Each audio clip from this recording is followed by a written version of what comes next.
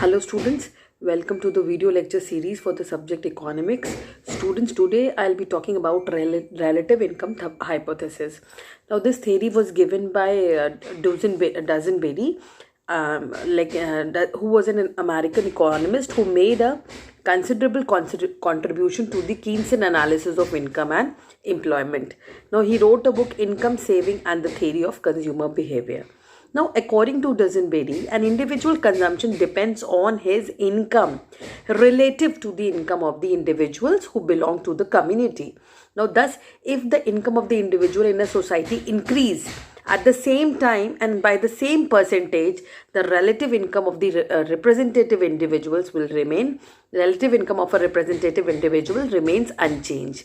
Means उसकी income का, जैसे यहाँ पे एक एग्जाम्पल भी दे रखा है कि like if a typical person is happier if he और she gets $100 weekly wage rise, if other only gets $50, then receiving $150 increase will, while everybody else receive the same increase.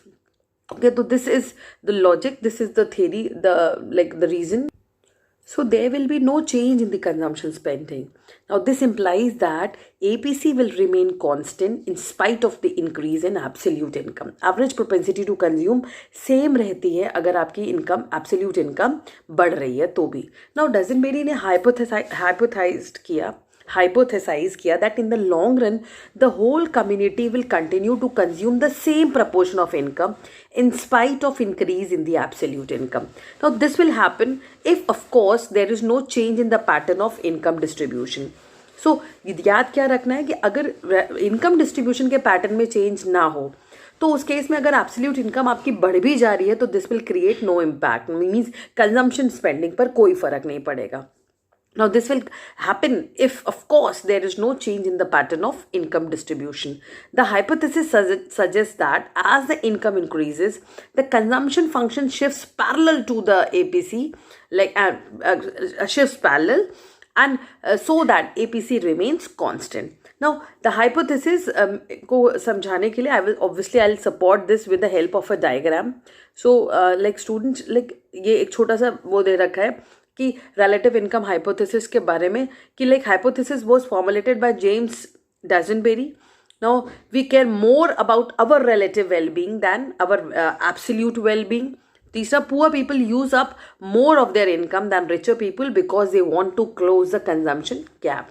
Now family's consumption depends partly on the income relative to other families. Okay, or present consumption is determined by current level of absolute and relative income and the previous levels of consumption. ये आप कह सकते हो कि these were the assumptions which were given by the Dusenberry, जो hypothesis इन्होंने दिया था in the form of absolute income hypothesis. Now जब हम absolute income hypothesis की बात कर रहे हैं तो पहले तो थोड़ा सा कॉन्सेप्ट आप इसका समझिए कि एग्जैक्टली अगर हम देखते हैं तो उन्होंने हम अभी I share you the graph as well कि suppose family one has a disposable income of Y and it is spending Y1E. Students, I'm just sharing the graph as well, just wait. Now students, अभी I've shared you the graph. Now from this graph you can assume, यहाँ पे आप बता सकते हैं एक family, मान लीजिए एक फैमिली है फैमिली वन का हम ग्राफ बता रहे हैं आपको, जो R1 से उसका कंजम्पशन कर्व हम शो कर रहे हैं, income curve that is consumption plus saving. तो R1 रे जो एरो आपको कर्व दिख रहा है तो उस पर आप बेसिकली रिप्रेजेंट कर रहे हैं द डिस्पोजेबल इनकम जो हमारी फैमिली वन की है. तो अब अगर डिस्पोजेबल इनकम Y1 है तो उस केस में कंज्यूमर कितना स्पेंड कर रहा है, वो Y1E स्पेंड कर रहा है. ठीक है, तो in case the disposable income is Y1, the disposable income is Y1, it's consumption spending कितनी आ रही है, Y1E. ठीक है, नाउ अगर उसकी डिस्पोजेबल इनकम बढ़ जाए, Y2 पहुंच जाए, तो आप देख सकते हैं कि अगर Y2 हो रही है तो नाउ अगर उसकी consumption in that case it will rise, और राइज क्या हो जाएगी, Y2E डैश हो जाएगी. ग्राफ में आपको इजीली क्लियर है, यहाँ पे Y2E डैश हो जाएगी. ठीक है, lying on the same consumption curve, lying on the same रे दैट इज R1. ठीक है, now same income line. Okay, तो अब क्या हुआ कि ये this is the line, this line which passes from the origin O. Okay now इसी पर जिस पे ई लाई करी है उसी पर ई डैश आ गया. तो दिस मीन्स दैट कि अगर कंजम्पशन स्पेंडिंग फैमिली 1 की इंक्रीज कर रहे हैं, has increase in the same proportion as to income, that is EY1 upon OY1 will be equal to E-Y2 upon OY2. तो इसका मतलब देयरफॉर APC रिमेन्स कांस्टेंट. यहाँ पे आप देख सकते हैं कि इससे एवरेज प्रोपेंसिटी टू कंज्यूम जो है वो आपका कांस्टेंट होगा ना. इसी तरह हम दूसरी फैमिली ले लेते हैं. मान लीजिए कि लाइक एक फैमिली 2 है. तो अगर फैमिली 2 है तो उस केस में अगर हम इनकम ऑफ द फैमिली का कर्व जो देख रहे हैं income line, that is R2. तो अगर R2 है तो हम मान लेते हैं कि उस केस में जो डिस्पोजेबल इनकम है वो बढ़ जा रही है. जो कंजम्पशन स्पेंडिंग इनिशियली थी वो कितनी थी, OY2. ठीक है, बट अब क्या हो रहा है कि उसकी कंजम्पशन डिस्पोजेबल इनकम बढ़ जा रही है Y2 से Y3. तो अगर Y2 से Y3 हो गई तो कंजम्पशन एक्सपेंडिचर भी आपका बढ़ जाएगा.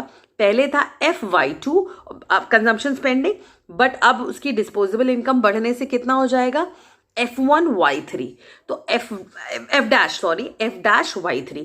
तो जो F डैश है ये अगेन उसी लाइन पर लाई कर रहा है R2 पर, जो कि पॉइंट ऑफ ओरिजिन से जो ओरिजिन से कर्व आ रहा है और F से पास कर रहा है. तो दिस मीन्स जो APC ऑफ द फैमिली 2 क्या हो जाएगी, FY3 अपॉन OY3.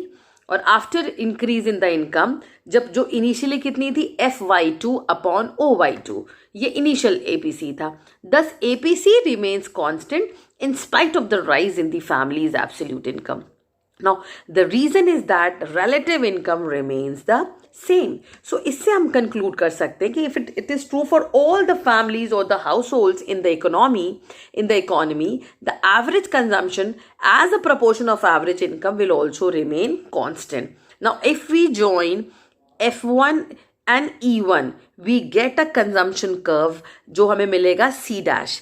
पहले E और F को ज्वाइन करके कर्व मिल रहा था C, और जो डिस्पोजेबल इनकम बढ़ जाने से जो हमें कर्व मिल रहा है वो मिल रहा है C dash, which is a line again parallel to the initial consumption line. Exactly parallel आ रही है C डैश लाइन. तो ये दिस वाज द लाइक आपका conclusion which was given by Duesenberry. तो ये जो डजनबेरी ने इसके अपनी हाइपोथेसिस को एक्सप्लेन करने के लिए उन्होंने बोला कि this is because of demonstration effect. Now demonstration effect क्या कहता है कि हम देखा देखी काम करते हैं. Individual families try to emulate the consumption pattern of other members of the society to which they belong. तो this is known as demonstration effect और प्योर प्रेस्टीज और self esteem. Now due to this effect APC does not fall if the income increases. इसका reason simple है कि अगर हमारी income बढ़ती है तो if the income of the individual increases in the same proportion, there will be no change in the pattern of income distribution. This implies that APC, which depends on relative income, remains constant. So this is another reason for the operation of demonstration effect. Now suppose एक individual lives in a community in which उसकी money income मान लीजिए 5,000 है, which is 5,000 is much lower than that of other members. So he will increase his consumption spending to keep up with the other members of the society. Now, on the other hand, अगर एक individual की monthly income 50,000 है, which is much higher than the average income of the persons in the same community, the family will spend a small proportion of its income on consumption, since the demonstration effect will not operate in that case. क्योंकि वो already एक level के beyond earn कर रहा है. तो एक तो उन्होंने डजनबेरी ने जो अपनी हाइपोथेसिस को लाइक सपोर्ट करने के लिए बात कही थी, that was the demonstration effect, और दूसरा है रैचेट इफेक्ट. तो ratchet effect refers to a tendency for a variable to be influenced by its own largest previous value. For example, now अगर किसी कोई भी केस में अगर consumption from any given income may be higher, the higher the previous peak consumption level. तो means में हम पिछला देखते हैं कि जो हमारी प्रीवियस इनकम है वो क्या है.